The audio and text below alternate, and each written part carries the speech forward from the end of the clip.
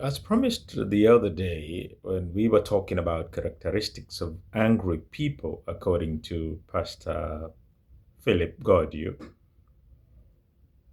I said we were going to refer to how one can have victory over anger. To begin with that, I make a reference to a verse in the Bible, Proverbs 25, verse 28, that says, He who hath no rule over his own spirit is like a city that is broken down and without walls. I know many of you may not appreciate what a city with walls looks like, considering the cities that we have now. But I need you to know that in history, cities were not as big as the current ones we have.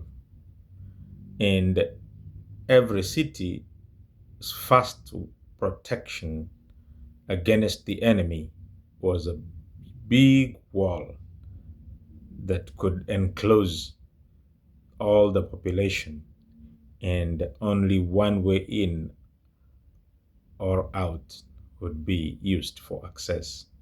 Walls of Jericho that came tumbling down and gave access to the attacking forces to be able to get in. And that is why one of the biggest achievements in war then was actually a siege where the population could go hungry because of having no access to the outside. So if your body is considered to be a city with broken down walls, when you're angry, that means you have given yourself to the enemy, right? That anger is now a trap of the enemy because it is used to remove you from getting the glory of the Lord. Because whatever you do is not a blessing. When you're angry, even the evil one appreciates your anger because of the damage that you inflict on others. And that is why you deny God glory, because of what you do when you're angry.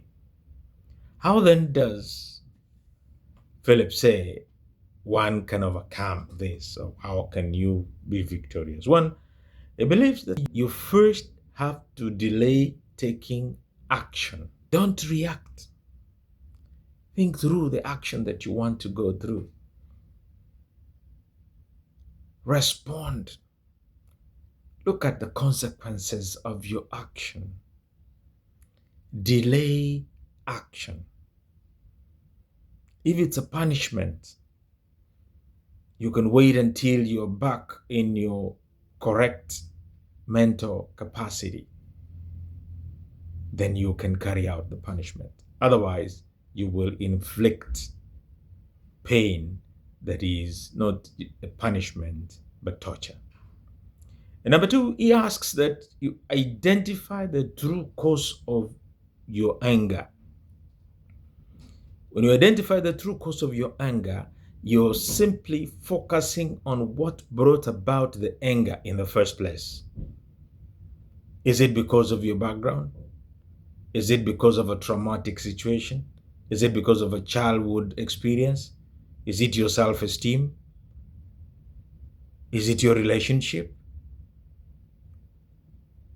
Some of the actions are nothing but transferred aggressions of an experience that somebody has gone through in life. I have seen a child being punished for the mistakes of a father simply because the mother has no capacity to punish the father. The father is punished in the child. Thirdly, Pastor says, seek the Holy Spirit's guidance? Or am I being pushed? Have I been gaslit? Am I being tested?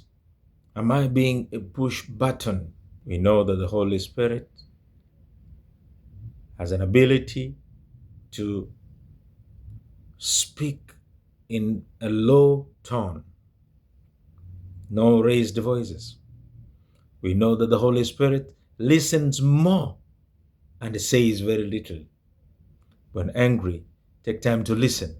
Listen to the environment, listen to yourself, listen to what other people are saying before you open your mouth. You should have to evaluate if the anger you have in you is legitimate.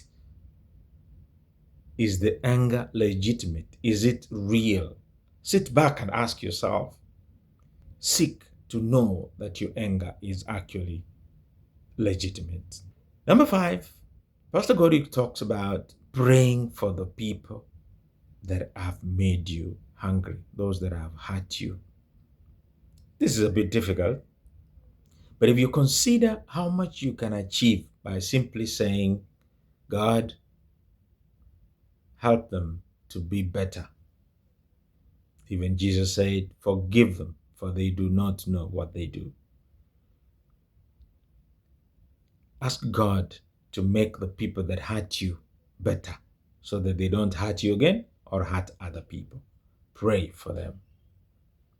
Next, you need to choose to pass over the issue that is hurting you. And as you pass it over, the issue will actually pass. Ask yourself a question. What is the worst it can be? Sometimes you would be angry over a situation that indeed is even never ever going to take place. So take time. We talk about time being the best healer. Take time to appreciate that you can wait over the issue so that it can go away. Next, learn to forgive. I know people say it's not easy to forgive and forget. But if you stay with the hurt in you, it will hurt you more as you continue. It will make you more angry. It will make you more annoyed, and that will not help you as you grow.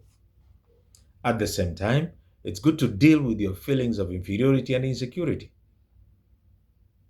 Feelings of insecurity don't give you an opportunity to relax.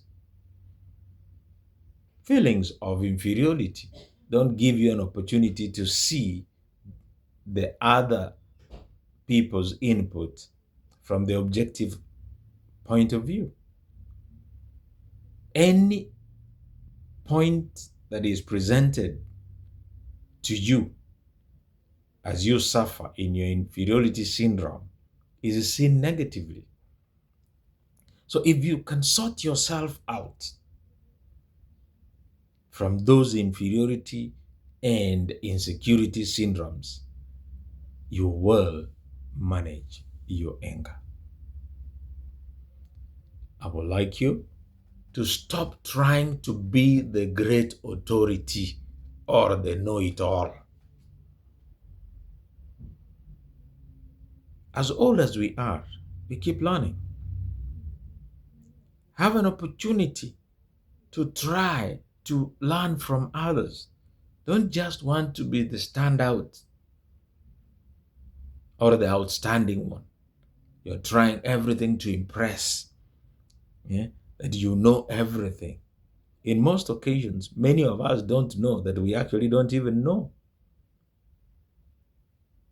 You can make yourself angry by simply failing to impress the way you wanted. And it has been said here before that when you want to impress everybody, sometimes you may end up impressing no one at all. And finally, for you to survive anger and be victorious over it, ask God to help you.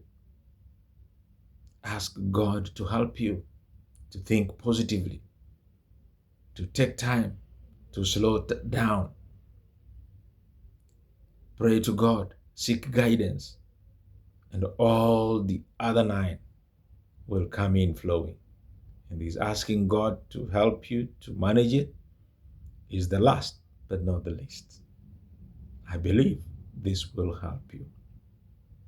Next, we'll talk about circumstances and situations that stir up anger. God bless you.